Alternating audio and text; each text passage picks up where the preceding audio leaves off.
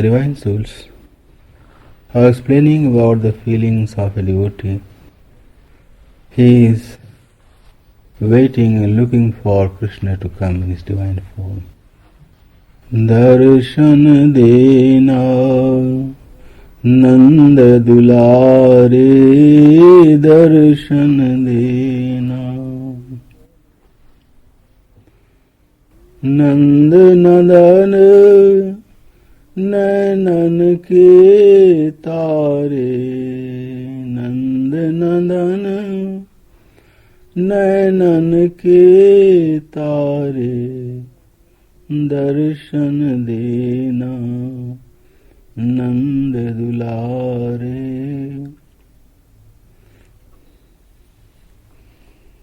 Sudha payo nidhi madhi vishayam budhi matvare chanchal drigavare darshan dena.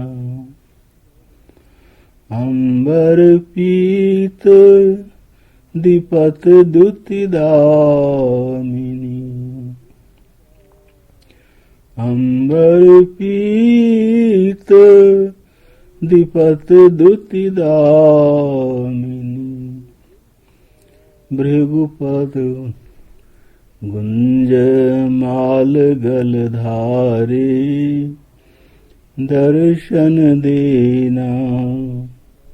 Nand dulare.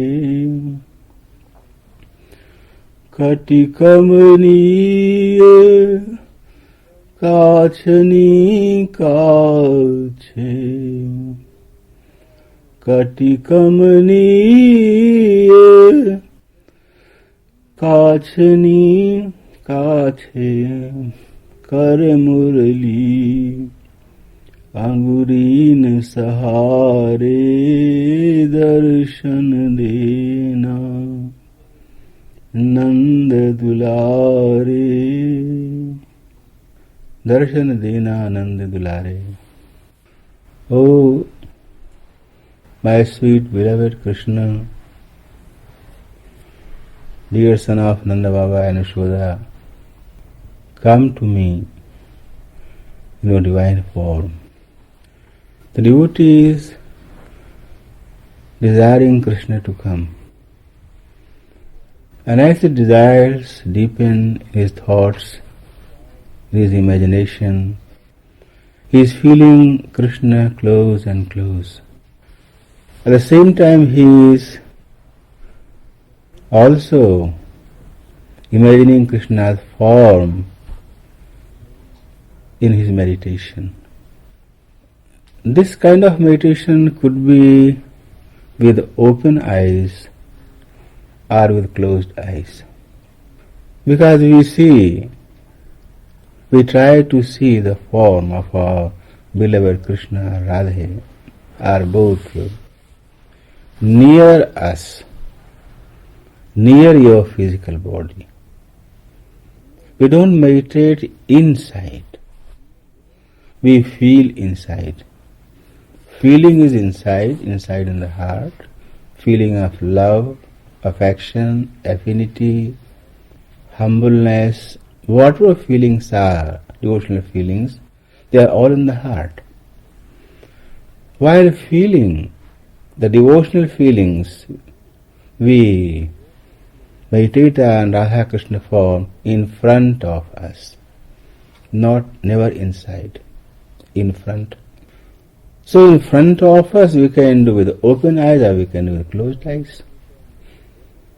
But when with open eyes you are sitting in crowd or with someone or not alone, it's difficult. You see everything around you, not only Krishna and Radha. So it's better to close the eyes and meditate. But if you are sitting in Kunj, somewhere else in isolation, you can think with open eyes.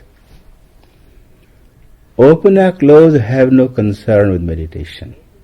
Question of concentration on the loving aspect and form of Krishna. The loving aspect in the heart and loving form in front of you, either with closed eyes or with open eyes. So both are correct, and devotees, according to their own facility, nature, they do both. Sometimes they do both, or one kind, other kind, whatever it is your own personal preference. So this devotee is also meditating on Krishna, and he is seeing Krishna. So he is now concentrating on Krishna's eyes, and he says, as I explained before, Sudha payonidhi madhi vish ambudhi matavare chanchala drigavare. Krishna's eyes are full of so much love that you cannot understand how much love he has. Ocean of love. You can be drowned in that ocean of love, but you cannot fathom the depth of that. No one can do that. Even gopis cannot do that. And Radha and Krishna, they are one. Because if you can understand the extent of Krishna love, then that is the end of that. There is no extent. It is extensively unlimited. Because you drown before finding the depth. I am talking of divine world. And same we try to simulate in our devotional world. Say for instance, a Gvalabal is seeing Krishna smiling. Looks into his eyes. Oh, how much love he has for me. He drowns. Opens again. Oh yes, again drowns. So the gopi is passing by and she sees Krishna. Oh, Krishna is playing with the Gvalabal. Krishna looks at her, she looks at him, and she also drowns in that love. Both are drowned in the love of Krishna when they saw Krishna's eyes. Exactly same situation. Exactly same. But when Gopi drowned, she drowned deeper than the Gvalabal when he drowned. Losing consciousness. At what depth that also comes. It's like sea in the ocean, so it is 2,000 feet deep, for example. And some diver, he dives up to only 500 feet. He cannot go beyond, he comes up. Other can go 1,000 feet. Further one can go up to only 500 feet, but not up to the bottom. So, where he could not go further down depends upon that diver's ability and equipment. Deeper than the Gvalabal when he drowned. Losing consciousness. At what depth that also comes. It's like sea in the ocean, so it is 2,000 feet deep, for example. And some diver, he dives up to only 500 feet. He cannot go beyond, he comes up. Other can go 1,000 feet. Further one can go up to only 500 feet, but not up to the bottom. So, where he could not go further down depends upon that diver's ability and equipment and knowledge. Just an example. So, Krishna's eyes are ocean of love, and you see in Krishna's eyes, you have to be drowned. But up to what extent you can keep your consciousness before drowning, that is your divine ability. They are very intimate, intricate, divine love topics explained in detail in few books like Ujjal Nilamani, other books. But however, one drowns. Gopis drown further ahead, others before that they drown. Anyway, so you drown in Krishna love. But how far you could go, your ability. But again, no one can find the depth of love in Krishna's eyes. So this devotee says that I know that. And whenever I see Krishna in my meditation, or in dream, or in my thoughts, and I look to his eyes, I drown. And that drowning, I like to keep my consciousness so I can see the beauty of his face. But in that love I feel both. Sudha payonidhi mashibidha ambudhi matvare. जियत मरत झुक झुकी परत जो चितवत एक बार. A saint has written in Hindi language. Anyone who sees Krishna once, he dies, he lives, he is intoxicated, all three simultaneously. Literal translation. So the devotee says that when I see you, Krishna, I feel you are closer to me, but the longing to see you in divine form increases. So in devotional period, longing means your devotion. That's it. Longing. The feeling of separation, the depth of longing, whatever it is, that much you have done your devotion, and that is your divine love consciousness. Means viraha. So viraha determines the state of your consciousness, the state of your devotion for Radha and Krishna. How much viraha you have in your heart, the same amount of love you have for Krishna in your heart. A simple measurement. The amount of feeling of separation means viraha. Whatever viraha you have for him, that much love you have for him. Increase viraha, you increase love for him. So from viraha, love is determined.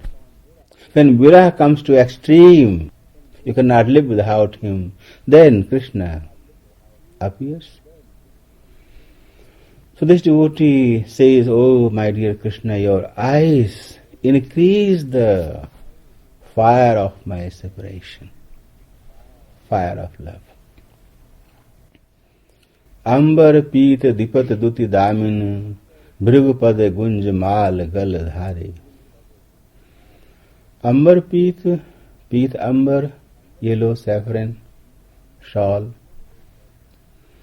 Dipat duti damini, damini, lightning, duti, the shine of the lightning. Dipati defies. Bhrigupad gunjamal galadhare. Krishna wears a kind of very special bead chain. It's called gunjamal. And he has a mark on his chest. Bhrigupad. Eternal mark. So this Bhrigupad mark Bhagavan Vishnu also has, Bhagavan Ram also has, Krishna also has. Because all these three are Brahma, form of Supreme God. So this devotee says about Krishna and describes his decorations. Krishna wears yellow saffron dhoti and yellow saffron shawl on top of that. And that shine is so bright but cool. Cool, bright, pleasing. Shine that Krishna's shawl and dhoti has. And Gunjamal only Krishna wears, neither Ram nor Vishnu. There are two more signs, Kaustubh Banmal, Bhrigulata, Shivas Chin, four things. Banmal I described once in my description of other songs. And Kaustubh, the necklace which has red mani, also described before. Two things. Bhrigulata is just a sign on Krishna's chest, a mark. And Shrivats is also a kind of mark on the chest of Krishna. Shrivats mark is like a shiny, bright, golden color. Not a big mark, a golden color like a hair, like thicker than hair, some mark. And the Bhrigulata mark is slightly deeper than his complexion. So all these four things, Vishnu, Ram and Krishna, they all have, because they are Brahma. But Krishna has one more thing, Gunjamal. What is the Gunjamal? Is found in Braj. Literally speaking, Gunja is a kind of a plant that climbs on tree as a creeper plant. And there are some flowers in that. And then there is a small pod and there is a seed inside there. That seed is called Gunja. That seed is a very peculiar seed, very strange. You might not have ever seen that. It's round and top part, about 1/4, is dark black. The rest of it is like blood red. Very shiny red, very shiny black, like polished. And it's small, smaller than peanut. You can say 1/3 of peanut size, or 1/4. And round, fully round. It's very pretty looking. So Krishna wears a chain of that seed. It is called Gunjamal. Because only found in Braj nowadays also. And in Divine Vrindavan there are also lots of creeper plants and they have many kinds of Gunjas. So he wears a Gunjamal. Only Krishna. No other form of Brahma. So Bhrigupada, Gunjamal, they are signs of Krishna. And he is wearing yellow saffron shawl and dhoti. Kati kamani kachani kache kar murali angurine sahar. On the top of that he wears around his waist and bottom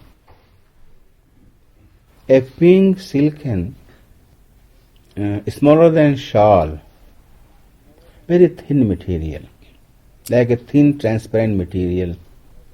You can say about a yard wide and 2 yards in length. And both sides are embroidered, very finely embroidered, golden. And the both ends also have very fine golden decoration. And that it is pink color. Decorations are golden and the color is pink and very fine transparent silken material. So he brings that around his waist and bottom and brings it up in the front. Then he ties a knot like you tie on decoration or gift packages, similar kind. It looks very decorative. It is a style. So the both end of that material hangs in the front one slightly higher, one slightly lower, it also gives a grace, and nod is also in a style, so it looks really charming. In some pictures of Radha and Krishna, artists make it correctly. Sometimes they don't. But it is always pink or light reddish color, never other color. So the rest is yellow and that is pink. It's called kachani. So kati kamani kachani kache. On his waist he is tied around that kachani, that kamaniye, that also steals my heart, the devotee says. Kar murali angurin sahare. He also has flute. It's the main sign of Krishna. Vishnu, Ram and Krishna, here lies the difference. Bhagavan Vishnu has 4 arms and has 4 things in his arms: a lotus flower, a mace, a disc and a conch. He also wears pitambar and that pink kachani. That is common. Bhagavan also wears pitambar and pink kachani, that is common. But he has only 2 arms and he has bow and arrow in his arm. Krishna has nothing in his arm permanently. Only flute he holds sometimes. Because he is playful. Sometimes his flute is tucked in his kachani in the front and he is playing with his playmates. Sometimes he is playing on his flute, then he holds the flute in his hand and just sings Radha name in his flute. So he only holds flute, that's all, nothing else. It's the main significance of Krishna. And also peacock feather. Main significance of Krishna. Peacock feather neither Bhagavan Ram wears nor Vishnu wears. They both wear golden crown. But their golden crown is straight, not tilted to one side. The shape is different. Bhagavan Ram's golden crown or Bhagavan Vishnu's golden crown are very similar. They have some variations similar, but it goes straight. Krishna's golden crown is tilting to one side, either left or right. It's never straight. That's the difference. And peacock feather diadem only Krishna wears. Ram and Vishnu, they don't wear. Flute only Krishna holds, no other form of Brahma holds. In this way there are some special differences. So this devotee knows all the decorations of Krishna. So accordingly he is thinking of Krishna very closely. So the rest from here I'll explain tomorrow.